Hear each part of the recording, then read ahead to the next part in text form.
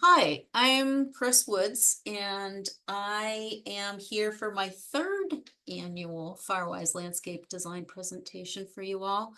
And, all the information continues to change as we all in the community come together and learn more about Firewise landscaping and plants and how to mitigate for properties and wildlife urban corridors and everything. So, while I am definitely not an expert on the subject, I have collaborated with local experts and various organizations and pulled together this information and resources from many various sources. So I'm open to sharing all this information and definitely open to having the feedback from you all with any new and updated information to keep it updated. So that said, we are going to get right into this and start out with a few definitions. You've probably heard, what is the difference between something being fire resistant and something being fire resilient? So resistant mostly refers to a building's structure and its ability to withstand, high temperatures and fire by using fire resistant materials. So think basically about your building structural elements, your windows and doors and siding and everything. Where fire resiliency is not only a building's ability to continue to function after a fire, but also a landscape to continue to function after a fire. So fire resistant landscaping, includes creating defensible space around your home and strategically placing hardscape materials and fire resistant plants, which is the bulk of what this presentation is tonight. And we'll be getting into plants at the end of it. So this is just an image of Idaho Firewise has put together a lot of great resources, and that will be on a handout that Taylor will be emailing you all. That'll be available with a list of resources that I have for all this information. But you can see here, this is one of their demonstration gardens. And one of the big things about fire resilient landscaping is creating fire breaks. So you can see in the center here where we've got some plantings and then we've got a walking path around that before you get to more plantings. That would be considered a fire break in a sort, which means it slows the flow of the fire coming through.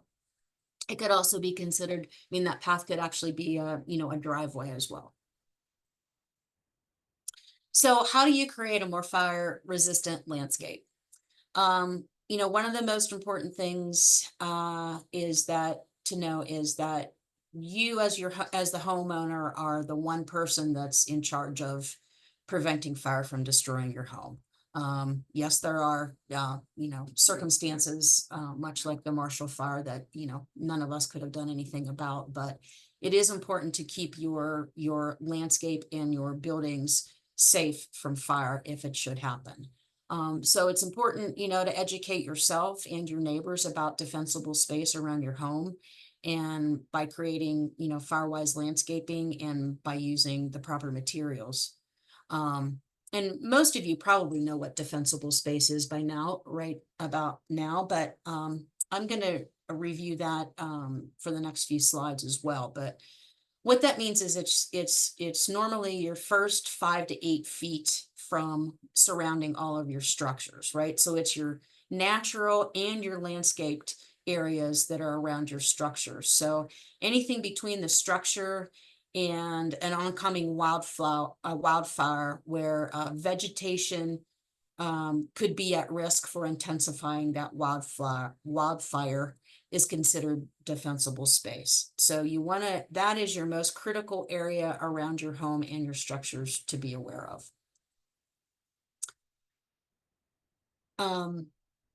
So it's important to know on this image that you're seeing, you can see this is an area in between two homes. So they have used their 5 to 8 foot defensible space by creating not only a drainage swale, but also using and incorporating different rock materials to defend that home in case a fire would come through that area, right?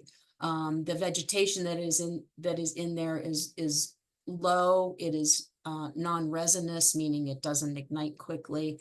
And it's so it provides, it provides various things, right? It provides the ability for water to move down that dry stream bed, as well as creating a buffer between the two homes, which is something that's really important to think about with how close your homes are being either reconstructed or are existing, that the homes built closely together, right? It's really important to collaborate with your neighbors so that you're not building something on the outskirts of your property that's possibly going to ignite your neighbor's home.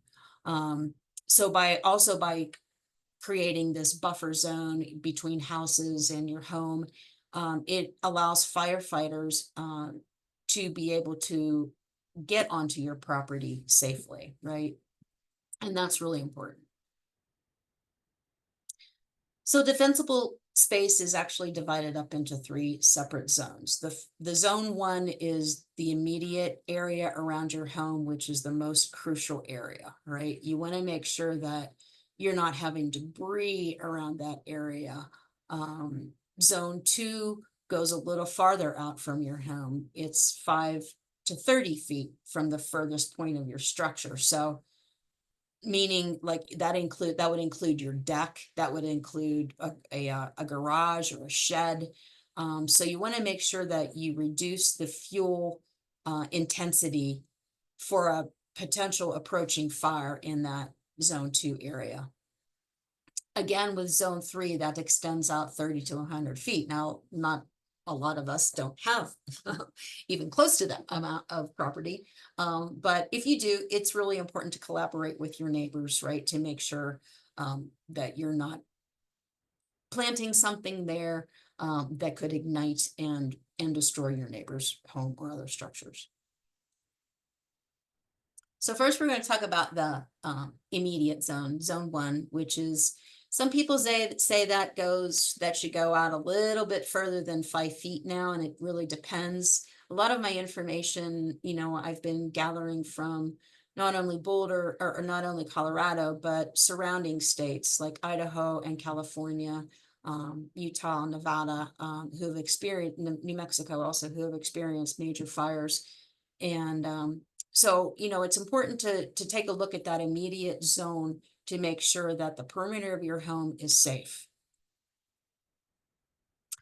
And so what that means is that's a major ignition point, right, for fire. So, and think about if it's attached to the home, it's part of the home. So fences, gates, pergolas, arbors, if it's attached, it's included as part of the house. So you want to make sure you're looking at that defensible space from that perspective.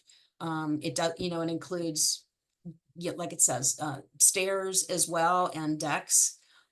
It's really important that if you are rebuilding, to think about using non-flammable materials, of course. And something that we don't always think about is keeping those corners of your structures clean of debris. Leaves will blow in, pine needles will blow in. I live in a neighborhood where I have cottonwood, and the cottonwood is blowing in like crazy and building up these little cotton dust bowls, everywhere on the corners of around your garage and everything. And so it's important to keep all that stuff cleaned up, and sometimes it might be on a weekly basis, sometimes it might be on a monthly basis. So it's also an area that you don't want to store combustible materials like your propane or your firewood. It's important to always clean up your dead vegetation and dried leaves, any fibrous material. And in this area, it is highly recommended to use non-flammable materials around your house. So that would be more of a gravel mulch or a flagstone walkway or patio, something like that, or gravel chip works really well. you want to take a look around your house for all of your trees that might be close proximity to touching the overhang of your house or roof, chimney, power lines, because that's for safety reasons and as well. And ideally, if you can remove trees that are that close to your house, especially conifers and junipers, that would be the ideal thing to do. But if you can't, then it's really important to try and keep those elements off your structure, at least 10 feet away from that, and limb them up so that you don't have, if there is a fire, that fire isn't going to catch on that bottom limb and take it up to the top, causing embers to burn and blow in the wind. Lots of information, I know. So this is an example of a property in the mountains that had before and after defensible space, right? On the left photo, you can see where they had numerous tall evergreens very, very close to their structures and their steps. And on the image on the right, they've left strategically just a few. I see that in this photo, they do have the firewood piled kind of close to the house, so not sure about that, but it's just a good idea to make sure that anything that could ignite is far away from your home. So zone 2 is approximately 5 to 30 feet from the furthest point of your structure. And that's an area where you want to reduce fuel to intensify around your structures. So again, we always want to try to promote using fire resistant materials, and especially for your decking. So, think about what type of planters you're using around your home. Your doormats can be highly flammable, as well as patio furniture, and potentially, a propane tank too could explode if it's too close to the home or it ignites. We talked a little bit about tree canopies, and this is a place where you want to make sure that they're at least 10 feet from the structures, and a little bit further if it's on the slope.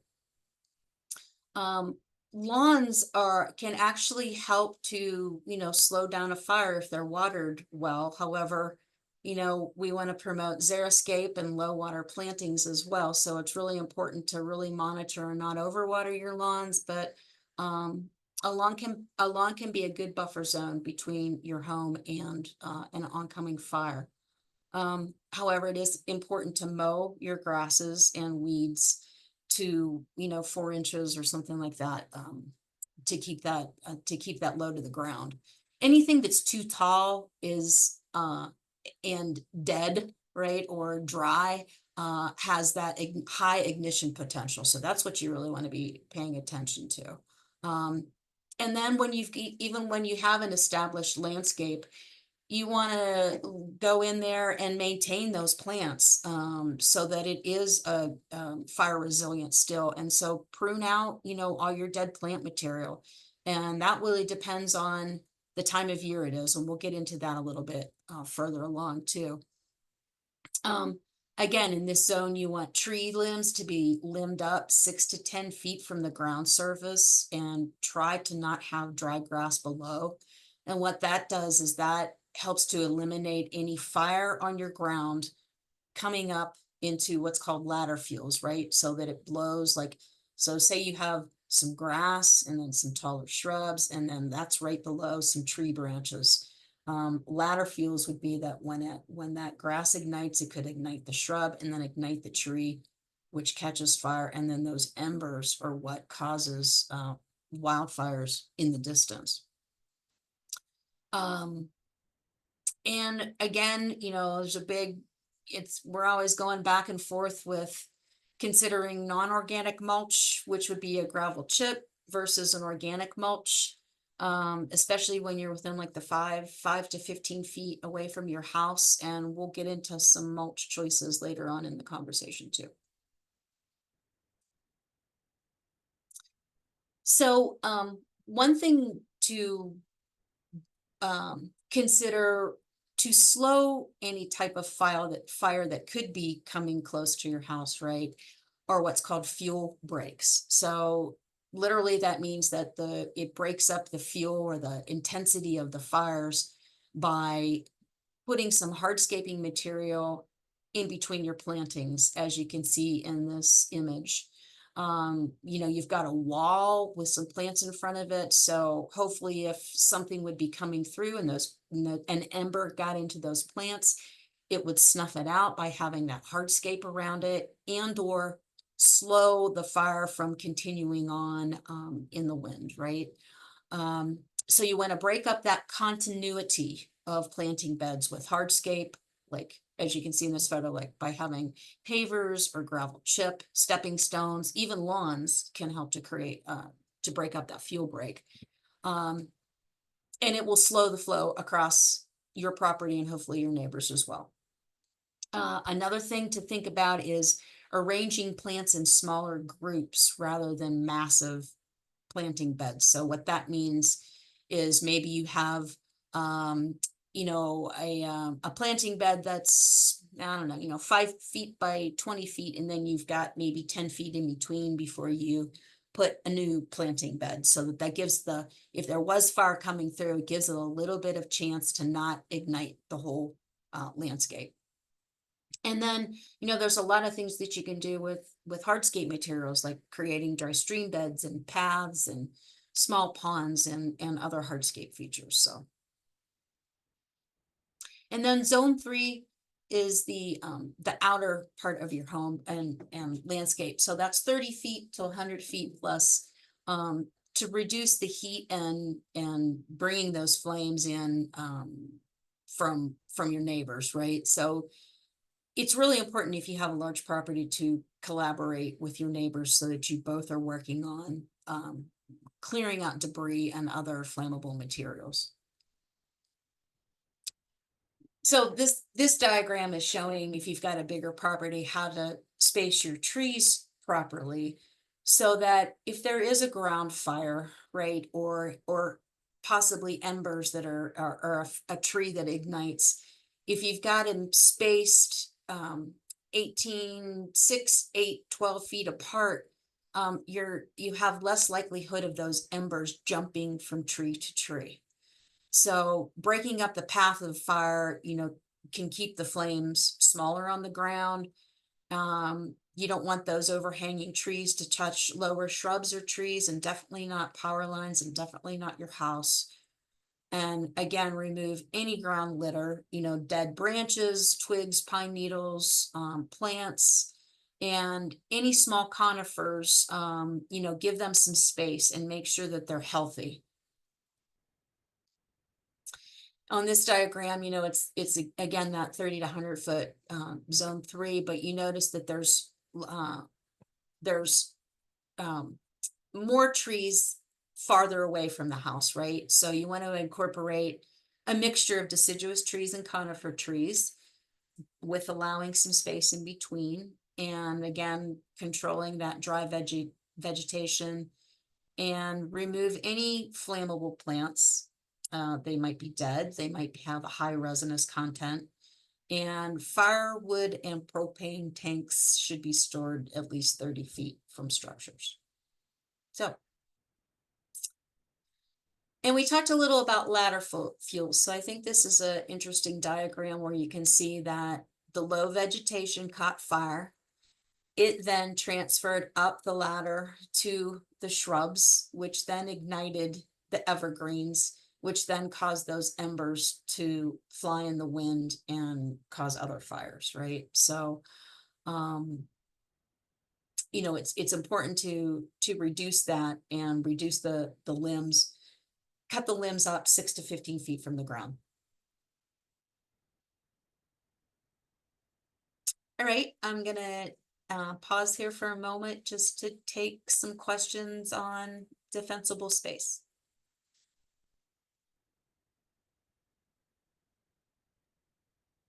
All right. Looks like we have one question right now. Feel free Yes. to drop any other questions you have in the Q&A. But our first question is, one place says to limb trees up about 3 feet and another says 6 to 10 feet. Which do you think seems better?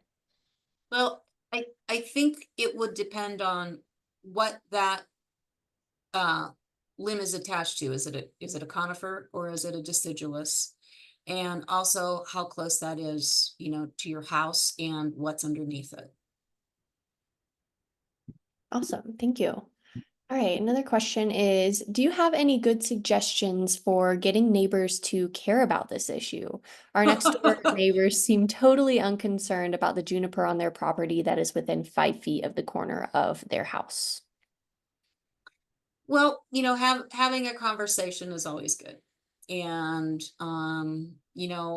you could refer them to some of the statistics that are in this presentation and some of the statistics that are coming out from, the CSU extension firewise landscaping sheets. It's always a difficult conversation when you've got a neighbor who doesn't agree with your beliefs and even what science is saying. So yeah.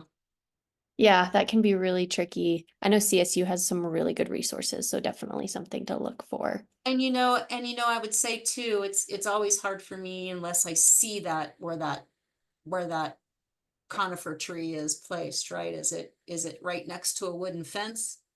That's alarm for me. If it's next to a corrugated metal fence, not so much. But yeah. Awesome. Okay, another question is, what is the danger of native grasses closer to our home that have been cut, yet have been left and not raked after mowing? So are you talking about a lawn or are you talking about ornamental grasses? It's a good question. My guess would be ornamental grasses. Um, well, after mowing, Yeah, I would say no. probably after mowing, Yeah. um, and is that, is that lawn being mowed and then you've got native like buffalo or grama grass or something that you're mowing and then leaving there. So it's kind of hard to know. But, Yeah. I would say that if you're worried about it, get rid of it. Looks like they I mean, specified here, they yeah. are ornamental native grasses. Oh, ornamental native grasses, right. So that's, and that's something that I'll talk about a little bit later on too, because I'm a proponent of native grasses and I'm a proponent of leaving them up all winter Mhm. for seeds for birds, and creating seed for birds and other pollinators.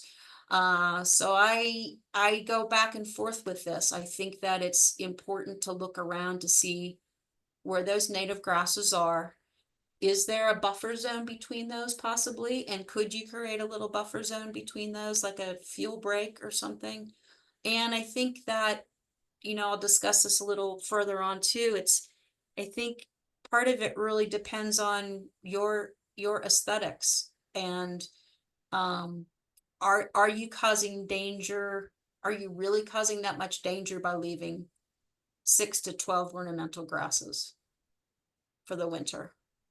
Um, you know, we saw with the Marshall Fire, it was hugely unprecedented. And what happened with the wind and the embers, and all of you who are rebuilding from the Marshall Fire, I would take a good guess that all of your building materials are highly non-flammable right now. So it's not an easy yes or no question. Yeah, Or answer. I Right? know, it's so It's really, situational. it's so situational and site dependent, but Yeah, it looks like we have one yeah, more sure, addition to that absolutely. Yeah. question Yeah. is those native ornamental grasses are cut once a year and they're 15 feet away from the house. So it's part of an HOA design. So I, outside of that 5 foot zone. I, yeah, Okay. All I right. think you have to be comfortable and yeah.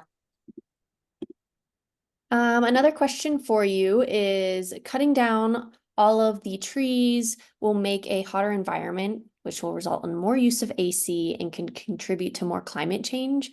So we also want to protect native insects. How do we best balance all of these conflicting objectives in a smaller yard? Yeah, and that's a super good question. I would say that, you know, if you really think about trimming those limbs back away from touching your house, right? Touching your roof, touching your gutter, that can really help. It might not, they might not look so great, right? It might be off balance a little bit, but that's one way that you could keep your tree, because I totally hear you about keeping the trees and the vegetation, because you can't replace trees quickly, right? Um, and if they're conifers, I think you should really consider where they are on your property. If they're within 5 feet of your property, um, the guidelines that I read, again, I'm not an expert. I'm gathering all this information from experts, but they say that you should not have it near your home. Another thing that you should consider is not having conifers like underneath your windows, right? Because they can create, if they do catch fire, even though your house is made of, non-combustible materials, um, if you have a tree or a shrub or anything right underneath a window, it could break your windows from the heat, right? And so that wouldn't be good. It is a conundrum. And again, our information that we're sharing and gathering is ever evolving. So, um, check back next year and we'll see what other new information we have. But, having a good arborist to come in and make sure that they limb your trees and trim out the dead can be really, really helpful, no matter what. For the healthier trees, the healthier the plant, the less likely it's going to have disease and or any type of flammable limb or twigs, to ignite. So I hope that kind of answers your question. Yeah, that's great. One question that kind of builds off of that Yeah. is talking about their house is west facing and it can get extremely hot in the late afternoon, which has been made worse with a large amount of rock in their yard. They're thinking about replacing the rock with like a native grass or low maintenance Waterwise ground cover. But Yeah. how do you balance that, trying to keep your heat down, but also trying to be conscious of Yeah. your mitigation? Yeah, and that's another really good point. A lot of the I'm rebuilding from the ground up in um various houses in the Louisville area, and some people want to do this firewise defensible space to a T, which means rock mulch, which then creates a heat island. It also doesn't feed your soil. So I have conflict, I'm constantly, trying to balance that. And there's no great answer, but I would say, plant a deciduous tree as far out as you feel like you can, so it won't touch your home, but could create some shade. And I know that might be, you might only be dealing with like an 8 foot or 10 foot wide space between houses, right? So, finding something very vertical and columnar, that's deciduous, meaning it loses its leaves, right? Which means that it's less likely to burn in a fire when we usually have fire season in the fall, right? Maybe the leaves have already fallen. Um, you can do some creative things like putting up those shade awnings and things like that too.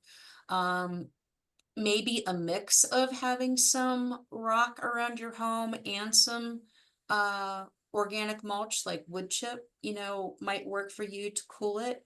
Also, you could, do a what's called like a matrix ground cover planting to create a living mulch, right? So that would be meaning literally meaning planting very dense ground covers so that your weeds don't come in, but it will mitigate having all that heat from all the rock around your house. I Uh, hear you, whoever's asking Yeah, that, all of you out there.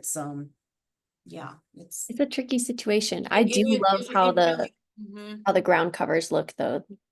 Yeah, yeah, and if you're a person who really pays attention to your yard, like you're cleaning up leaf debris, you're cleaning that up. I think that that's really important. If you do use a wood chip mulch, which I'll get into some of those later, um, I think that there's ways that you can use that and still um, keep firewise and your defensible space okay. I Yeah, know it's not an easy it's not an easy answer. It's not an easy answer. those are some great suggestions, though. Yeah. We have a few more questions. I'm Yeah, gonna sure, that's ask fine. Let's ask. like Let's ask. maybe Yeah. two or three more Yeah, now, that's fine. Yeah, let's do it. and hold off some of them for later. Yeah, sure. Mhm. One question is my neighbor has junipers that are up against their new fence and asking about a $500 rebate that can apply since they're next to a residential area. Are you familiar with that rebate? That might be something to reach out to Taylor Smith with the town of Superior too. It's a rebate for planting conifers. I am not too familiar. Yeah, Um, that would be crazy talk. I'm sorry. What? So that is something for the person that asked this question. Yeah, I'll include Taylor Smith's information in our follow-up email, and they would be a great person to talk about for any yeah. rebates with the And city. if whoever asked that question we could get back into that later, or you could send me an email and we could discuss that too. I'm curious about that, what that might be. Oh, I'm seeing now it is a rebate from the county to remove junipers and other Oh, things. to remove junipers. Yes, that Correct. makes Yeah. sense. Okay. Yes. And then Um, what was the question? So the neighbor won't remove it? Is that? Their neighbor is a business and they have junipers up against this person's residential fence. So they're Gotcha. asking if that rebate would apply to removing those junipers. I see, So yeah, and I wouldn't be able to answer that about a rebate, but I would keep pushing them to remove those junipers against a wooden fence. mhm, agreed. All right, one more question for you right now. Speaking of fences, Yes. can you address split rail wood fences that are lined with wire fencing to prevent pets from escaping? If this is on the perimeter within 30 feet of their home, should I change this type of fencings? And they have conifers that are next to the fence as well. Oh boy. Okay. So I don't know the exact answer to that, but I will say that information that I have read about wooden fences in general is that if there's a major fire, um, the wood will ignite and the wood will act like a connection between homes and fences. So, and then if you have conifers up against that as well, that could be a little trickier because that's going to intensify the heat of the wood, which is probably going to ignite that. If it was just maybe, mowed lawn with that fence, maybe you could get away with keeping that wood. But if there's conifers next to it, um, I think that might be a really great question for wildfire partners, perhaps, as how they would approach mitigating that. And um, there is a Wildfire Partners is this organization right here, which you probably can't see. But I do have that on my information sheet at the end that you'll be getting to so that you could possibly contact them. But I would like to know the answer to that too, because that's an interesting conundrum. Yeah, I think I've heard of some people, um, not talking about the conifer part, but just the split rail wood fences touching structures, having that touch zone be buffered with either like a chain link fence or a metal fence. It's not Correct. usually the most aesthetic always because the split rail wood fences can look really nice. Yes. But it's a good way to kind of break that zone while Yeah, and still we're having and a we're talking about that a little bit farther along too. oh, We're great. talking about fences and stuff like that. So, but that's yeah. Mhm.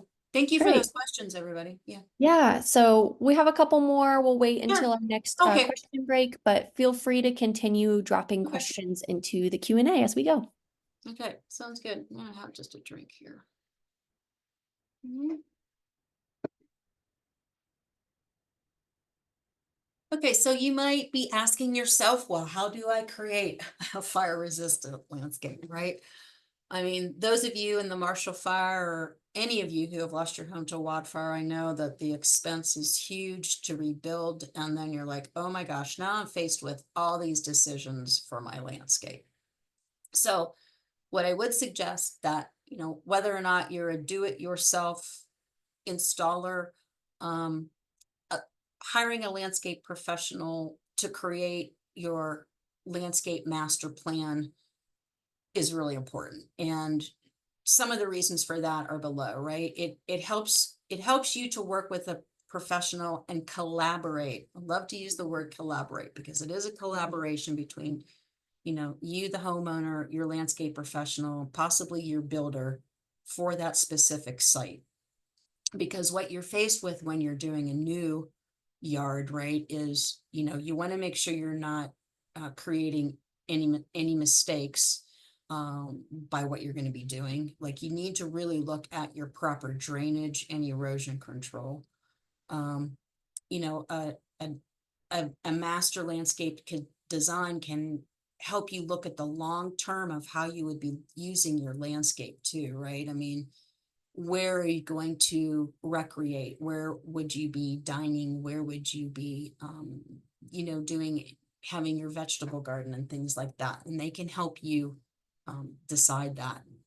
Um, it's also something, they'll help you to think about things that you might not think about as well, right? Like keeping roof water on your property is really important. It's free water and you want to be using that to not only properly control your drainage and erosion control, but to potentially water your plants or create rain gardens. So also a professional can, work with you on helping you decipher through all these firewise landscaping principles, also your HOA guidelines and permits, and also help you with proper plant usage, just to name a few. So we talked about this as well. It's important to talk to your neighbors and educate yourself and your neighbors about defensible space and firewise landscaping principles. Um, and, we talked about this a little bit too, your comfort level with rock mulch versus organic mulch and all of your material choices. I'm a big proponent of building the soil, of creating wildlife and pollinator habitat. So I like to leave those black-eyed Susans or coneflowers in the winter and ornamental grasses in the winter for seeds for pollinators and wildlife. And so you need to have a conversation, with yourself about what is your passion and your ethics with putting in a fire resistant landscape.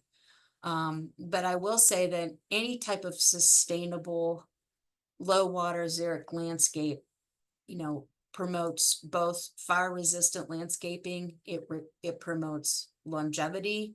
It promotes an ecosystem function and water conservation, which is all really important, especially with our climate change. And something I will mention too, because this came up with a client, that you should review your insurance policy in case, heaven forbid that you had to make any future claims. But some insurance companies, I have clients who some insurance companies will give them a little bit of rebate for things that they've installed, especially if they're fire resistant, or plantings that are fire resistant, or creating fire breaks with like retaining walls and hardscape materials. So something to think about when you're recreating your landscape. So again, I'm a big proponent of wildlife habitat and pollinator gardens. And most of you are in a really, well, if you're rebuilding, I should say, in the, like the Marshall Fire Community, Louisville, Superior, you have neighbors who, you're all kind of connecting your front yards together. And so I wanted to show you an example of how we connected two yards, adjacent yards, to not only create in the center there was a lot of water coming down between the two homes. So it's a dry stream bed that's dry when there's no rain and wet when there is rain. But you can see how on the left side and the right side of their property line, I've incorporated plants and the aesthetics so that it looks like it's one big unit. And that's something that's kind of exciting. And, for those of you who are really into planting and, putting in native plants and pollinators, try to collaborate as much as you can with your neighbors, because a lot of times, you've got the driveway, there's a little strip of your neighbors, and then there's a little strip of you, and then there's your driveway.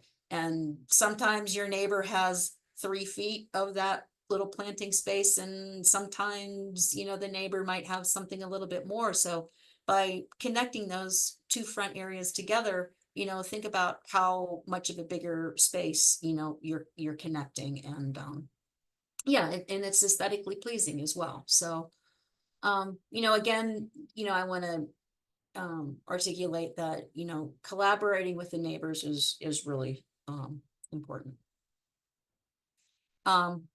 Also for, shared tree locations. In this image here, there's a little multi-stem serviceberry tree, which, we wanted to make sure wasn't going to get so big in that area, right, that it was going to be having to be pruned because it was too close to either house. Okay, so when I've noticed on these new job sites, right, for in the Louisville area, is the first thing to emerge after the fire are weeds. And they, depending on the location, some of the clients' houses are just jam-packed with weeds, and some of them are sporadic, and seeds can continue to come up for years because there's seed banks in the soil, that once the ground is disturbed, those seeds pop up and they germinate, and they go crazy. So it's really, really important to manage your weeds and to stay on it, especially for your first year, second year. And it's also, I would suggest, trying to identify the weed before you manage it, right? So what that means is you might have a yard full of annual weeds, right? That all you have to do is do something once to, right? That might be cutting it and leaving the root in the ground. By leaving an annual root in the ground, it's not going to come back next year like a perennial, but it can help to feed that soil, and it can help to break up that soil. So it's knowing if it's a annual weed or perennial weed is really important.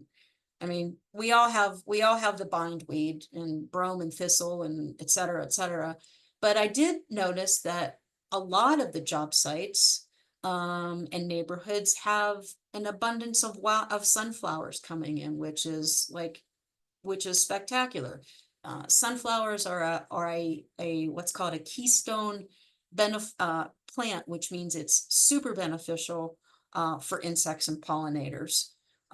So those are kind of a fun thing and surprise to have come back after the fire.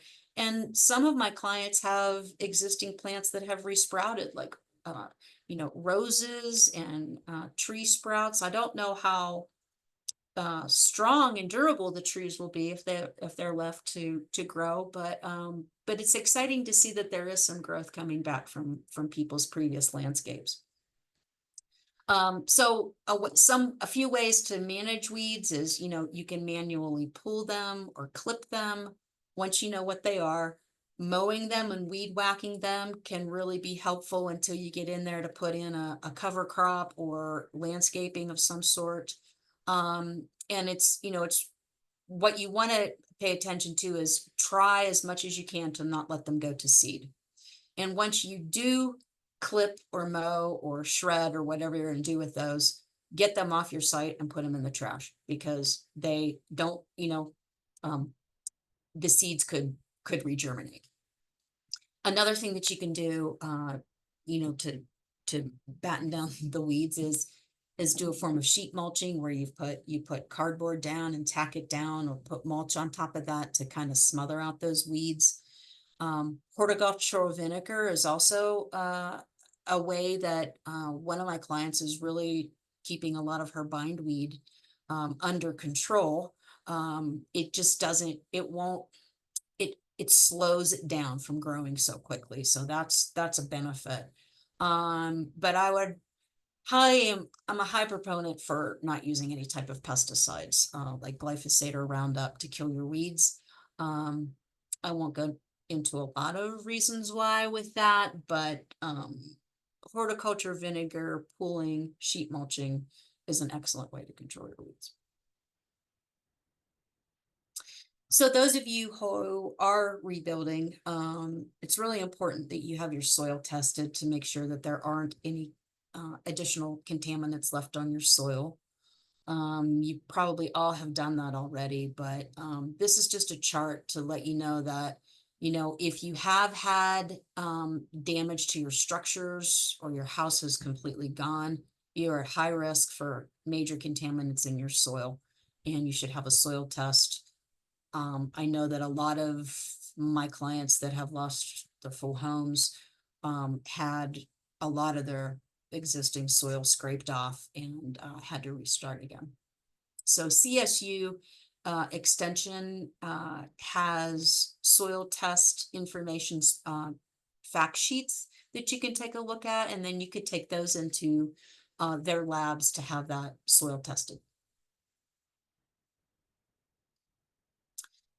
So I know that on a lot of my client sites, and after their houses burned, there were so many contaminants in there that there was at least, the top 12 inches of what was used to be healthy soil removed and disposed of.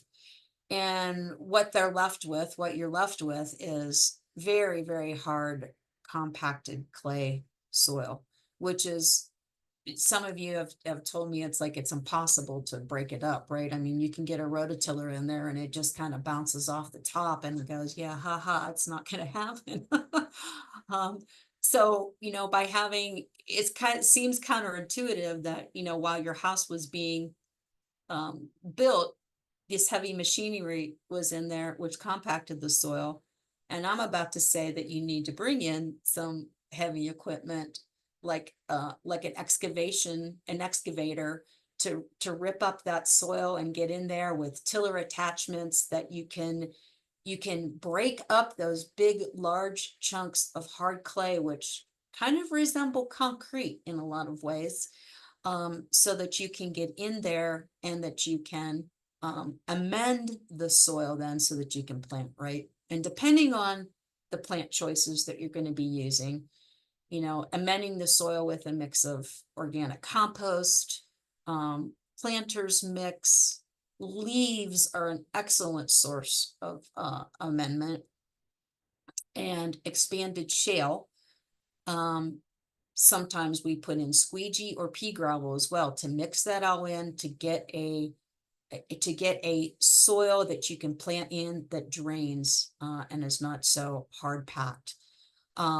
And expanded shale is a material that we've been using more and more with other soil amendments because it acts to it loosens up the dense clay soils, and it also creates pores in the clay which can capture water and move it through the soil, and which improves the ability for the roots to capture and retain that water. So that's something that's really, really, I stress highly, is to talk to a professional. That might be CSU Extension Services, have not spreadsheets, fact sheets, I'm sorry, that can help you with soil amendment, or your landscaping professional can help you with that as well. Really site dependent and really plant specific. Next, we're going to talk a little about mulch. So the need for mulch is really important if you're planting, of course, because it cools the plant roots and it suppresses the weed growth. I say suppress, it won't keep all your weeds out, but it will suppress that once you get the weeds under control. I stress, you've got to get rid of the weeds and then put down your mulch to keep that under control. So again, with the mulch questions, it's important to choose it wisely. It depends on your situation, where that's going to be, how adamant you are about, creating soil health. And so I know that we've been using a mixture of, some clients really want to use a rock chip, which there's a gray granite 3/8 inch gravel chip that works really well as a mulch, top dressing mulch. And I would use that 2 inches, maybe 3 inches, 2 inches around plants, making sure not to touch the stem of the plant or root of, the stem of the plants. You want to keep that away so that it doesn't decay or retain moisture right around the stem of the plant. But you could also use small, fine, chipped wood mulch. Arborist mulch is another good example. And what arborist mulch is literally using your local arborist who, once they chop down their trees, they grind those limbs to create a mulch. Sometimes they're a little bit large, which I would say for firewise, resiliency, you want to make sure that it's something finely chipped. But a wood mulch chip can work okay in your firewise landscape. There are, I believe it's Lee Hill Peat in North Boulder, not to promote anybody in particular, but I know that they do carry this fine wood chipped mulch, which they call basic humus. Not hummus, but humus. And it's very, very small, finely chipped, and it does mat up once it gets wet and creates a nice fine layer so that, water can still get through that and penetrate that, but it is not a highly flammable mulch. So those are some of your organic mulch choices. Non-organic would be, your small 3/8 inch rock chip, squeegee, and some people like to use pea gravel. Although sometimes pea gravel, if you're creating a berm, a berm would be, you've got a top, yeah, it's a mound of soil, right? That's contoured. Sometimes pea gravel could possibly roll off the top depending on the height of the berm. So you might want to incorporate some boulders around that too to help the pea gravel stay on there. But those are all fine non-organic choices. I would not use crusher fines as a mulch. Crusher fines are a combination of finely ground chip and a larger chip, and the fines don't allow moisture to go through. So I would not use that as a mulch around your plantings at all. But a lot of studies are showing that fine wood mulch is less flammable than your gorilla mulch, your redwood mulch, or your redwoods or your western red cedar mulch. Not only are those mulches highly flammable, but they come from neighboring states where we're cutting down their trees to create mulch. So using local wood mulch, if possible, is great. Another form of mulch that you may or may not have heard of is what we call a matrix of low growing ground covers as a living mulch. So that would mean, maybe you've got some veronica or thyme or something like that you plant as your living mulch around your plants, or it could be, hopefully something that's native like pasque flower or your creeping grape holly or something like that can act as a living mulch rather than using any kind of organic or non-organic mulch. And here's an example that I found of some wood mulches and um, how flammable they are, right? So you can see on the left your large chunk mulch, which would actually be your redwood, your cedar, gorilla mulch burns quickly and it's highly flammable.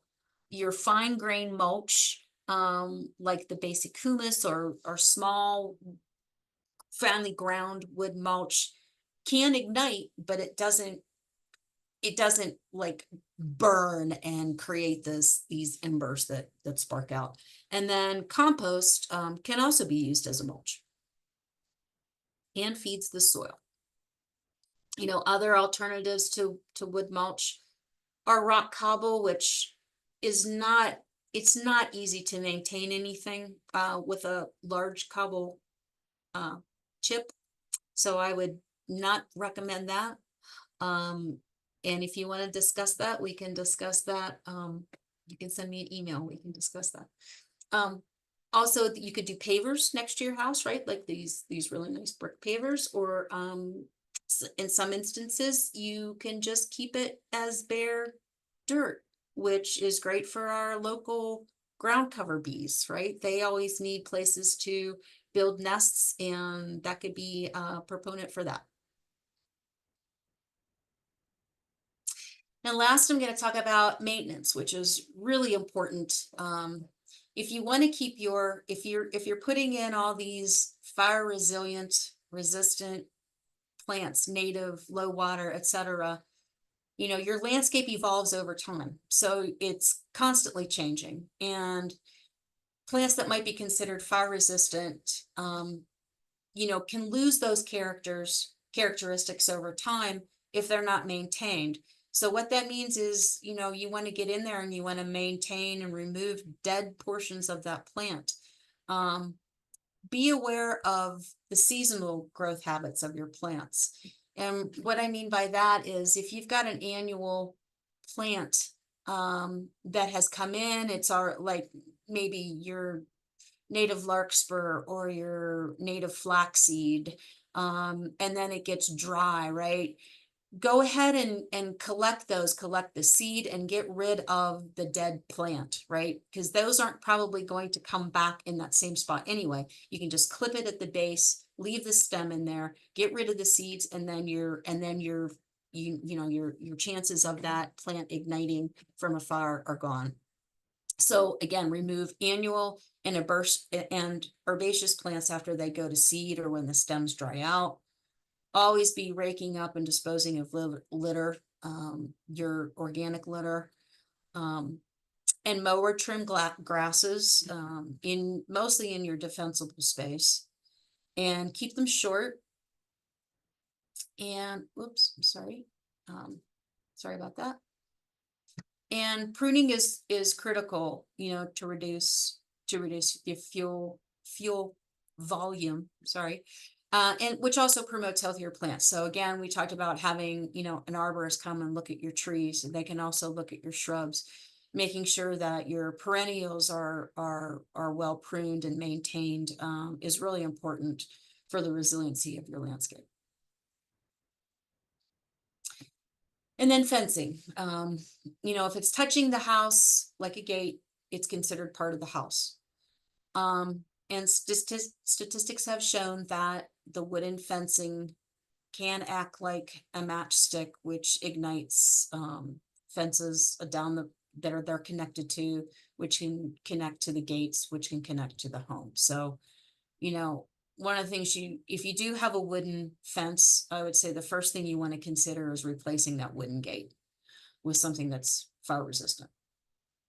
And I talked with a few people from Wildfire Partners, and they said that it's a really good idea to really look about 3 feet on either side of that fence to make sure that there's no debris that's caught at the bottom of your fence, right? Because if fire embers come in, maybe the fence is going to stop it and they're going to drop down and they're going to get in that debris that's right at the bottom of your fence. So let's make sure that you're looking at, the bottoms of your fence lines, especially during fire season, and keep that free of debris. there's also been suggestions of cutting off, bottoms of the fences and replacing it with maybe, a mesh screen, like hardware cloth, or corrugated metal, so that the embers can't accumulate there. And then it's just always important to use, fire resistant materials as much as possible. And I have heard that, the HOAs are approving, wood fences that are, to be replaced with wood fences. Your new houses can be replaced with wood fences again, and that's something that I would highly think about before I put in a wood fence again. Okay, we can take a few more questions at this time, and then we're going to get into plants. All right. I'm going to go ahead and skip over the plant specific questions until maybe the end after Yeah. you've discussed it. But Sure. one question is asking, what are some examples of non-flammable building materials? I'm not a building material expert, so I don't know that. I don't know the answer to that. That would be something that you would talk about with your home builder. All right. Then let's see, skipping over some plant questions for right now. Is it possible that fire concerns across the state would inspire changes to how much water could be collected, since currently it is only 2 rain barrels? Do you have any insight on that? Oh, no, but that's, yeah, 2 rain barrels are not a lot of water. I Very mean, true. that barely, yeah, even waters any beds and stuff like that. No, I don't have any information about that. But if yeah, no, I don't have any information about that. Sorry. We can cross our fingers and toes Yeah, for the exactly. best. Exactly. Okay. This is just a statement that someone made, Oh, good. Yeah. but it's a really good point, is stating that it's best to dispose of weed seeds properly, usually bagged, as a lot of them can last for decades. So chamomile daisy is an example of one of those that, if you bag them and dispose of them properly. Yeah. Yes, definitely dispose of weed seeds. Don't compost them. Mhm. Another kind of just statement, but talking about the expanded shale, someone Yes. brought up that you can buy large quantities at Harley, or sorry, you can get some at Harley Quinn's in Boulder, but you can also get some at Colorado Materials in Longmont. So if anyone's looking Correct. for expanded Yeah. shale, those are some good places Yes, to yeah, look. and because it can be a little expensive. So yeah, I would, if you have a vehicle that you can transport something other than bagged materials, yeah, your local landscape material place. Um, I know Color Materials carries it as well as Pioneer. Someone is asking, in terms of mulching, could ponderosa pine needles spread very thinly work as mulch, or would it be considered a fire hazard? It would be considered a fire hazard, Okay. but Yeah. you can use it as mulch. But it is considered a fire hazard, yeah. Mhm. Again, depends on your aesthetics and, your personal comfort level. Comfort level, how far away you are from your Yeah, structures. absolutely. Yep. Great. Okay. Um, Someone was asking about arborist mulch, Yes. and how it can be often full of large chunks. So if you have any recommendations about that or how to avoid that. Yeah, right. And I think that if you know an arborist, you could ask them, right, to say, oh, is there any way you could chunk this finer, right? Instead of having big chunks, right? You could grind it finer. And I think that, it'd be interesting to ask Taylor, who from Superior, who was on originally, to see, they're going to be having a chip mulch. And I'm assuming then that the mulch is available to the public then too. So it's going to be interesting. Yeah, it's like if we want to be able to reuse that, we want to have it, 1 inch, inch and a half, probably 2 inches at the most. So Yeah. I think it just depends. I mean, arborist mulch is like so great because we're not putting in the dump, we're reusing it. It's local. It's great. But if it's too big, it might not work with your firewise landscape. It's very true. My dog is really good at finding those big Oh, pieces yeah. too. Yeah, there's that too. And if you're on a windy area, the bigger mulch, has more of a tendency to blow as well. So Mm. the more fine wood mulch you can find. Um, I know that you can buy bagged fine chipped mulch at Harlequin's as well. And then the fine chip mulch, you can buy in bulk at Lee Hill Pete, which is, Mm. they call it basic humus. So, Another question about wood chips from arborists. yeah. Is there anything that you should do additionally to protect areas that you're using those wood chips in, like adding compost on top, or is it fine just used as is? Well, and I'm assuming that they might be thinking that if it's too big, it could be flammable. That's an interesting point. I mean, you could use it, and then add, finer chip on top if you were thinking that that might be still, like the bigger chip might be flammable. I'd say, if your arborist mulch is too big and you're uncomfortable with it, really just to stay away from it. No. Mhm. Another question about mulch is for fine-grained mulch, how long does that typically last? Right, it does break down more quickly. And so you might be refreshing that, not all of it, but you might be refreshing that in some areas, once a year.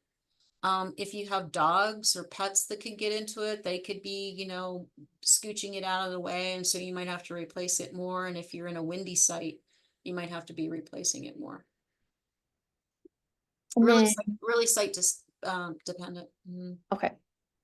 And then I'm just going to ask one more question so that we Yeah, have enough time for you to finish your presentation and we can address any more at the yeah. Wow, we're running out of time. I'm sorry. I know, right? Yeah.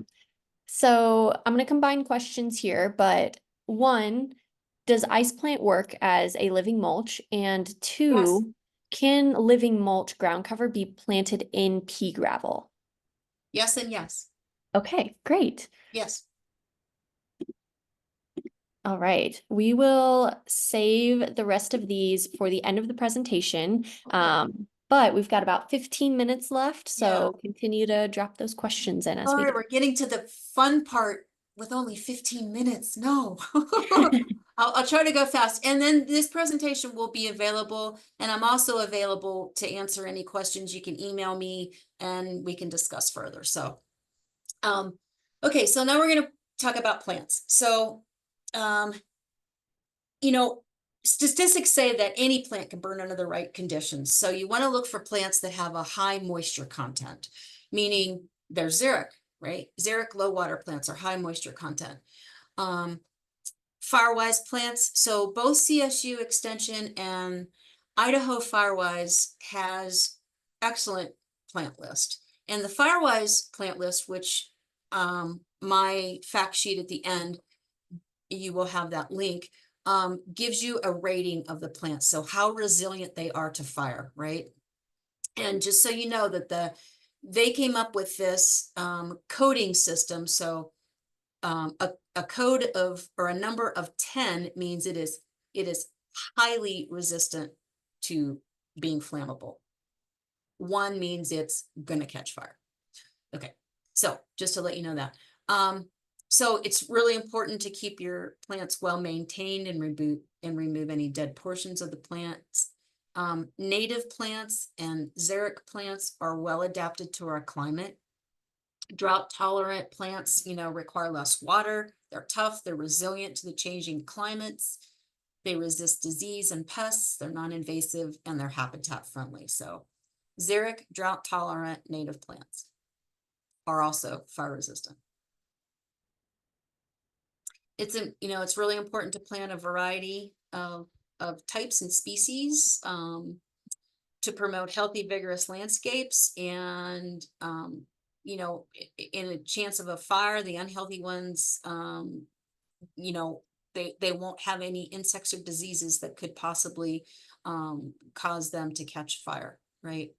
Um, And so in the event of a drought or water rationing, it's important to prioritize the plants you want to save. So go for that 5 to 8 foot defensible space and keep those watered as much as you can. Or if you aren't able to do that, you might have to think about something different, like removing them if you're in a highly fire area. So some plants that you can look at, we want to use, so in zone 1, this is the area 5 to 8 feet around your house. You want to use plants that are most fire resistant.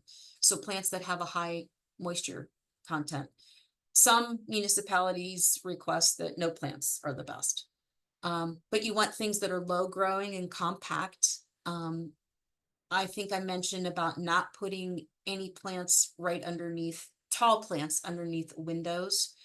Plant material should always be well watered and maintained, because healthy plants are less flammable and less disease, and they produce less diseases. So these are just some examples of some plants and the beauty that you can, plant. Planting a diversity of plants is good for pollinators, and again, if some plants die out, you can pull those out and you have some other plants left over. No conifers within that first zone, and West Boulder County requests that there's no planting in zone 1. So these are some examples of some plants you can do. There's yellow ice plant there on the far right. We've got poppy mallow or prairie mallow. We've got different veronicas you can use, pinks, creeping phlox, sedums, cactus, succulents, and yucca. Those are all great zone 1 plants. So zone 2, you can see by this picture, we installed this at a house in Louisville, and we made sure that we clustered the trees and the shrubs with enough space around them that when they grow, they're not going to all grow together and create a mass that, in case they would catch fire, they would all catch on fire. So it's important to keep spacing between plants. Use deciduous trees versus conifers or anything with a high resin content, and use a mix of plants. And of course, don't store any plant debris close to your house. We've already mentioned that native plants are well adapted to our climate and they work really great in this zone. Deciduous trees and shrubs are really great in zone 2. They're promoting no conifers in that zone. Designed for fuel breaks. So what we've talked about with that is you're going to have clusters of plants and then a break in those plants and then another group of plantings. And between those plantings, you could have a lawn, you could have paths, you could have you could probably have some low ground covers in that plants. So you want to create small plant groupings or islands rather than hedges. Really important to use that water from your downspout. It's free water. Use it. You can create, you can water trees and you can create rain gardens. And, I'm going to say that in case, it's also important to maintain your irrigation system, right? In case of a fire, maybe if you saw a ground grass fire coming in the distance, if you had a hose connected to your hose bib, there's a good chance that you could, put that fire out before it caused any damage. Things happen. Your grill tips over or something. It's good to have that. It's good to have a hose available if you're using grills or anything like that. Okay. So some zone 2 perennials are, these are a lot of natives, right? You've got your native Rocky Mountain penstemon, you've got your native blanket flower, your hummingbird trumpet, your sulfur flower at the bottom, your bee balm or monarda, and golden banner. All really great plant choices, and look at the color, and those bloom spring through midsummer into fall. Not all at the same time. Shrubs and small trees for those zones. Autumn brilliant serviceberry, which is the small tree. that's what's called a multi-stem tree, so you can see it's more than one trunk. You've got sumacs as a low ground cover in the middle photo there. We've got snowberry on the bottom, which is a great plant for pollinators and birds, and that's a nice plant for some shady spots. And then you've got a Cheyenne mock orange on the right, which has high fragrance. So again, in, zone 3, you want to create fuel breaks with hardscape materials and make sure that if you do have a lawn, it's well watered, not overwatered. It's okay to use larger plants in that outer zone. This is 30 feet and out. But space out your shrubs and trees so that they're not all touching. Avoid creating ladder fuels or fire ladders, meaning that you've got a lower plant, it ignites, it goes up to the next highest and goes up to the branches of your trees. Very important to be considerate of your neighbors, of where you're planting things. Again, if you're planting something right on the property line, maybe it would be a good idea to talk to them about that first. So some shrubs and trees for that area, 7 sunflower, another form of sumac, which gets a little bit bigger. Any kind of deciduous trees work great.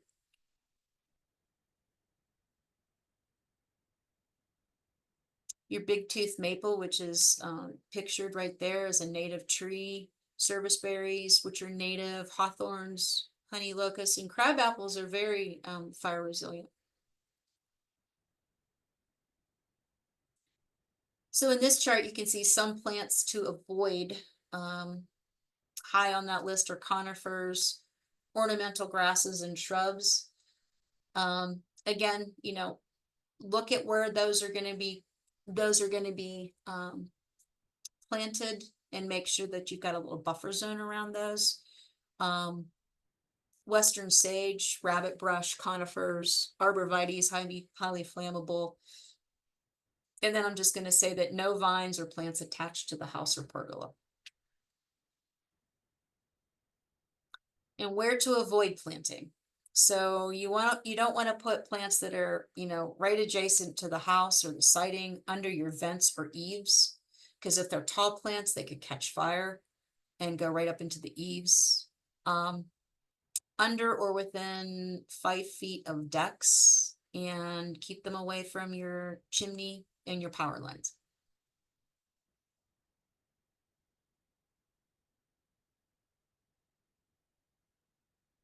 So this is just a recap, and I'll just go through this real quickly. You want to remove all flammable debris 5 feet from all structures in your foundation. Store firewood and propane about 30 feet away from the structures if you can.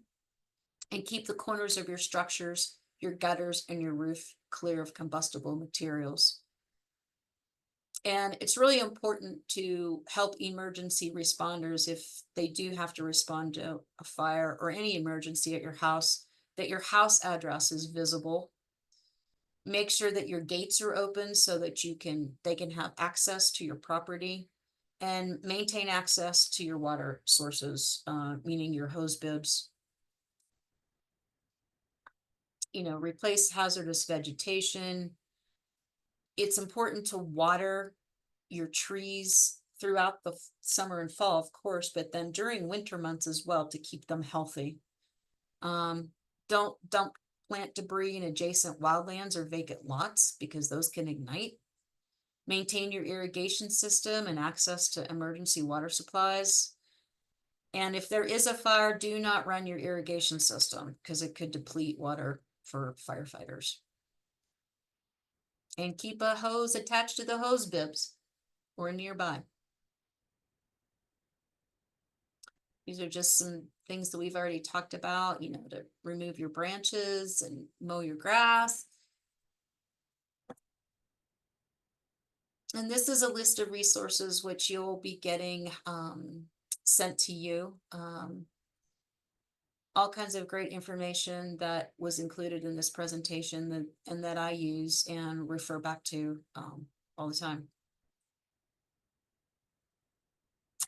And that's all I've got. I really appreciate your time. I really appreciate Resource Central for asking me to do this presentation, and the City of Superior for sponsoring it. And I wish you all well. Again, my heart goes out to all of you who have lost your homes and everything. And I hope that you're finding the right collaboration with your neighbors and builders and everybody to create a healthy, happy home again. So thank you very much.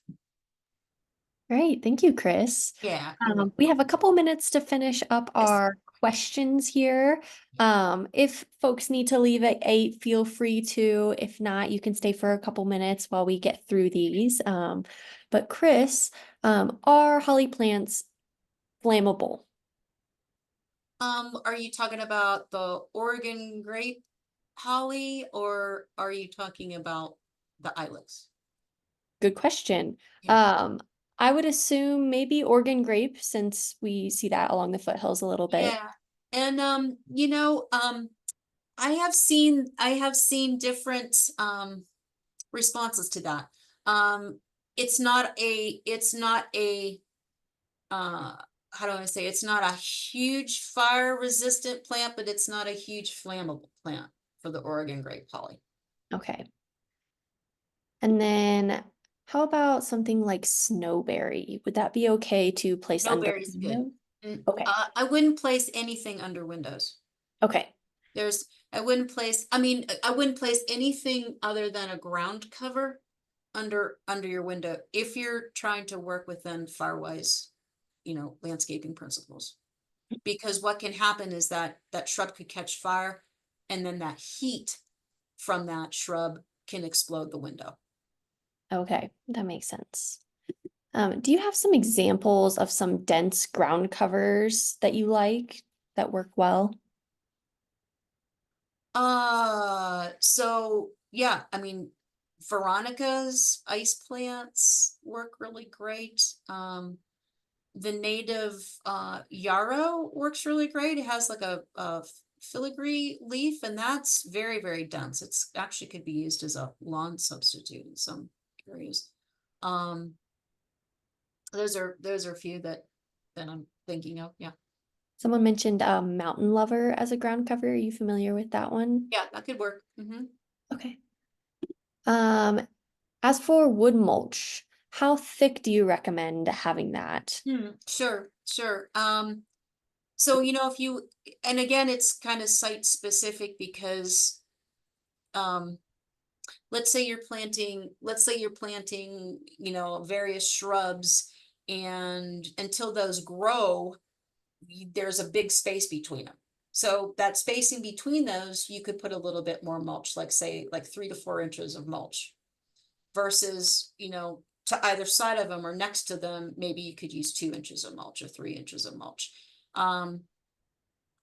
Around perennials and stuff, we use 1 to 2 inches of mulch. And again, it just depends on the plant. It depends on the location. Is it on a slope? Is it really windy? So yeah, so you're probably safe. Overall, I'm gonna say you're safe with 3 inches, 2 to 3 inches. Nice average of 2 to 3. 2 to Yeah, 3, yeah. great. Um, a low brick wall around the house. Is that a good idea to reduce or resist fire? A low brick wall. I guess I'd have to know. Well, I'd say that you could put in hardscape, meaning like a flagstone or concrete around it rather than needing it to be raised up. So I don't understand the circumstance of why you would want to have a brick wall. Yeah, that is a little bit of a tricky question. Yeah, yeah. Mhm. One person's asking if you could flip back to the resource slide. Oh, yeah, absolutely. Okay, Mhm. perfect, thank you. Yes, absolutely. We can keep it right on that. Great, and I'll send that out in our follow-up email as well. Sure, yeah. Um, Idaho Firewise has a lot of really great information. And their plant list is really great. I know Harlequin's Gardens, which is local in Boulder, is also starting to work on their Firewise plant list. So I just noticed through their newsletter, they're saying to keep looking back for more and more information. Two more questions and then we'll Yes. wrap it up. But how thick should pea gravel mulch be? Yeah, and again, 2 to 3 inches. Okay, great. You might need, and again, with pea gravel, let's say you're creating a berm, right? So the top of the berm, pea gravel tends to be like marbles in a way. It will roll. So if you're using pea gravel on a berm, if you've got it on the top, you're probably going to see it on the bottom.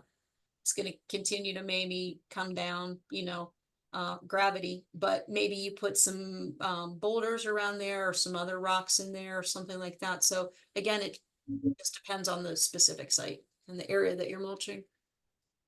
Okay. But it's always really important to not put whatever mulch you're using right up against to the stem of the plant. Because it could promote, rotting and that disease. Great. And last question here is, if you want native grasses to grow through mulch, how thick should that mulch be? Lots of mulch questions. I don't really understand that question. So, let me say that you would first plant the grasses and then put the mulch around it. So the mulch will be around the plant. Great. And when you cut that back, you'll still see a couple inches of that Yeah, grass up, so yeah. you'll be able to Yeah, tell where you yeah. want to put the mulch. Perfect. Okay. And someone also asked about sharing the slides. We won't share the slides specifically, but we will share the recording to this, and you can feel free to kind of go through and pause at your own pace and look at the slides through that way.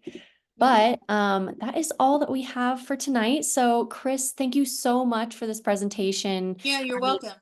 I have learned a lot, and I hope you all have Yeah, too, and I feel hope you all empowered have, yeah.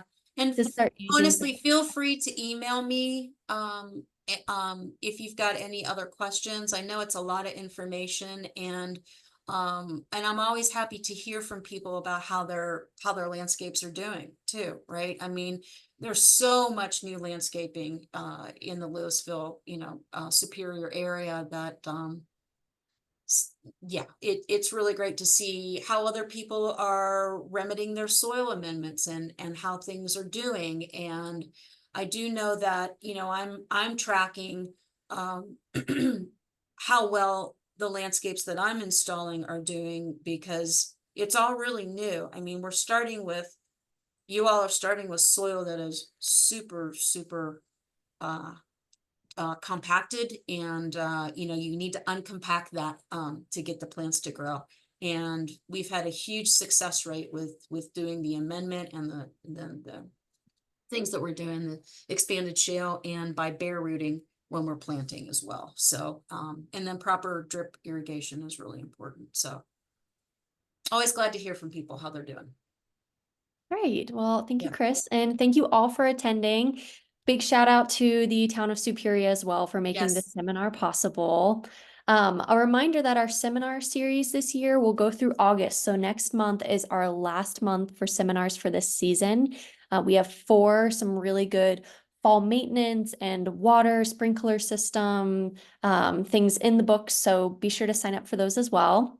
When you exit the webinar tonight, you will see a survey link pop up, and if you have a few moments to fill that out, we would really appreciate it. Otherwise, keep an eye out tomorrow for an email from us with some follow-up resources, the recording of this, contact information for both Chris and Taylor Smith, and a link to the survey. So we really value your guys' feedback, and this is how we make the seminars better. So please take a moment to fill that out if you can. But thanks again, everyone, and have a great evening. Hey, see you, everybody. Thank you.